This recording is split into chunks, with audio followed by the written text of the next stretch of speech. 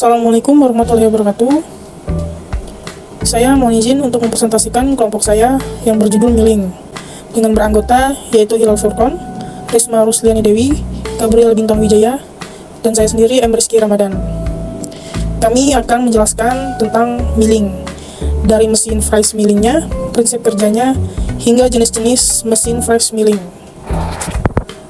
Mesin fries.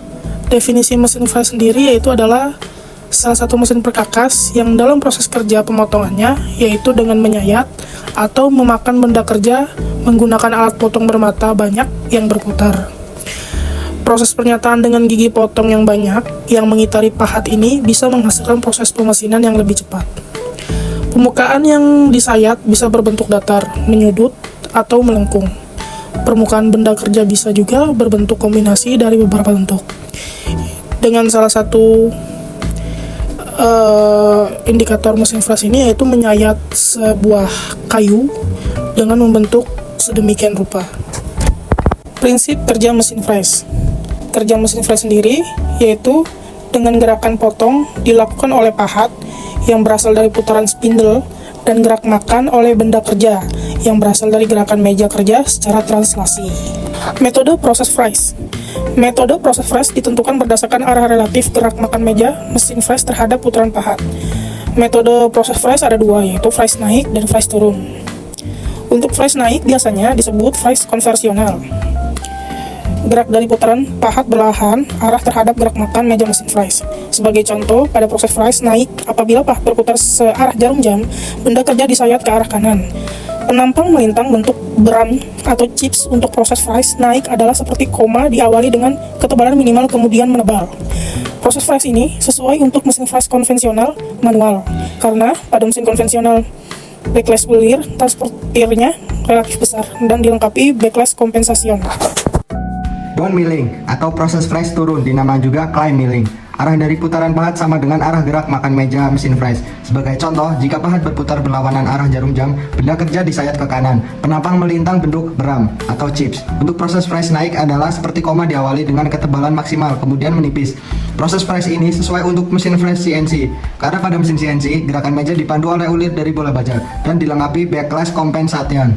Untuk mesin fries konvensional tidak direkomendasikan melaksanakan proses fries turun karena meja mesin fries akan tertekan dan ditarik oleh pahat.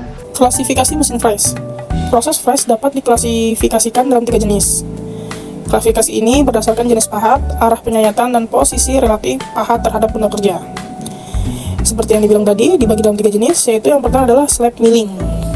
Proses fries ini disebut juga slab milling. Permukaan yang di fries dihasilkan oleh gigi pahat yang terletak pada permukaan luar badan alat potongnya. Sumbu dari putaran pahat biasanya pada bidang yang sejajar dengan permukaan benda kerja yang disayat. Yang kedua yaitu face milling. Pada proses muka pahat dipasang pada spindle yang memiliki sumbu putar tegak lurus terhadap permukaan benda kerja. Permukaan hasil proses fries dihasilkan dari hasil penyayatan oleh ujung dan selubung pahat. Yang terakhir yaitu end milling. Prosesnya yaitu fries ujung biasanya berputar pada sumbu yang tegak lurus permukaan benda kerja. Pahat dapat digerakkan menyudut untuk menghasilkan permukaan menyudut. Gigi potong pada pahat terletak pada selubung pahat dan ujung bendan pahat. Selanjutnya yaitu ada berbagai jenis bentuk pahat fries untuk mesin fries. Nah, untuk bentuk pahat fries mesin fries ini terbagi ada beberapa jenis, yaitu ada 4 jenis.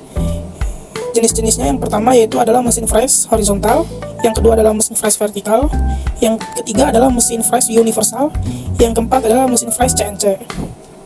Yang pertama yaitu mesin fries horizontal.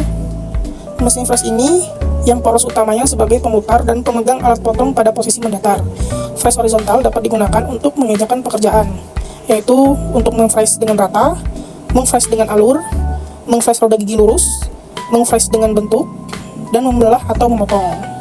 Jadi, mesin fries horizontal ini bisa memahat atau memotong dengan objek tertentu. Bisa dengan bentuk yang rata, sesuai objeknya masing-masing, atau beralur. Nah, biasanya kalau beralur ini, meng-friesnya dengan menggunakan roda gigi atau semacam nozzle-nozzle yang berbeda pada bentuk-bentuk setiap sudutnya. Yang kedua yaitu mesin fries vertikal. Nah, mesin ini poros utamanya sebagai pemutar dengan pemegang alat potong dengan posisi tegak.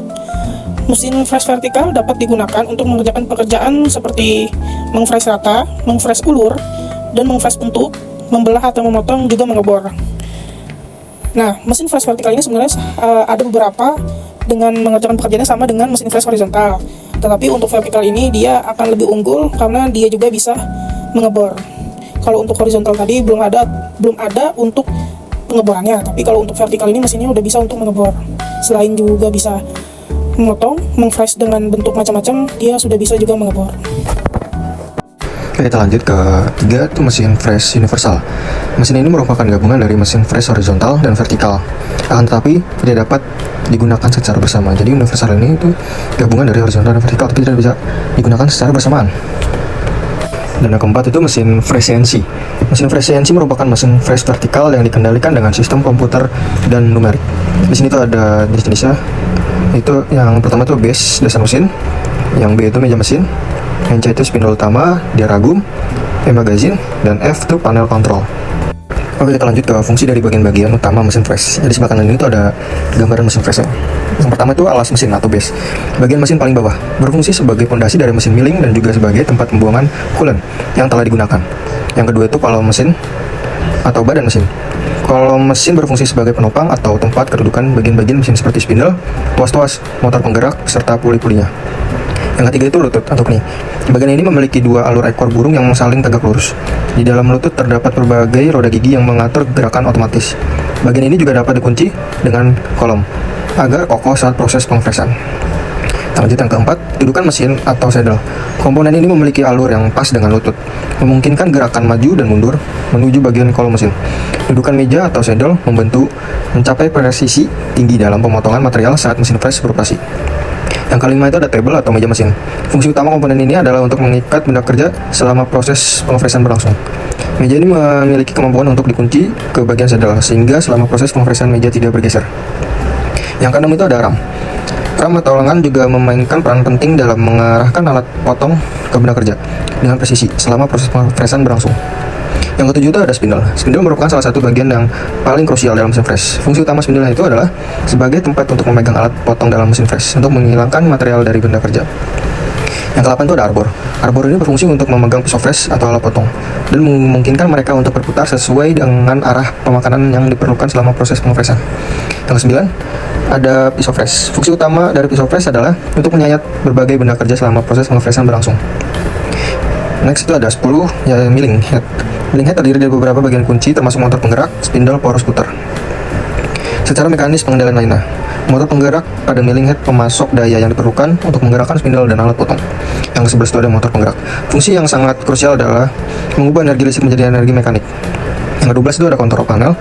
Panel ini berfungsi untuk mengatur kecepatan putaran spindle mesin fresh. Oke, kita lanjut ke macam-macam penjepit pada mesin fresh. Yang pertama itu ada klem, alat pencekam sederhana yang digunakan untuk mencekam material di meja milling. Yang kedua itu ada blok siku dan kelengkapannya untuk benda-benda kerja yang di fresh dengan kedudukan tegak atau berdiri. Yang ketiga itu ada blok V. Blok V ini untuk menjepit benda kerja yang bulat, misalnya pada saat mengfresh alur-alur pasak pada poros dan semacamnya. Dan yang keempat ada ragum atau vises.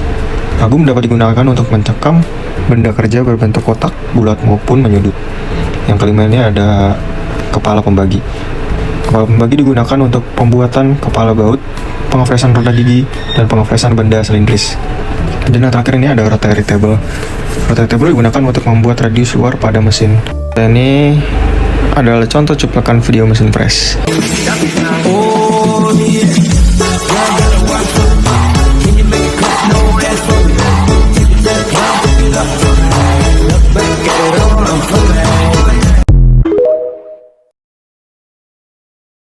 Jadi kesimpulannya mesin milling adalah sebuah mesin berkakas yang digunakan untuk menghasilkan bidang datar pada benda kerja dengan menggunakan alat pemotong berputar. Prosesnya melibatkan gerakan pemotongan yang terjadi ketika cutter berputar dan bergerak maju mundur pada benda kerja yang telah diikat. Mesin milling memiliki berbagai aplikasi dalam berbagai industri, seperti manufaktur, dirgantara, dan teknologi kesehatan, serta dapat digunakan untuk memotong berbagai material seperti logam, kayu, dan plastik. Sekian presentasi dari kelompok milling. Sekian, terima kasih. Wassalamualaikum warahmatullahi wabarakatuh.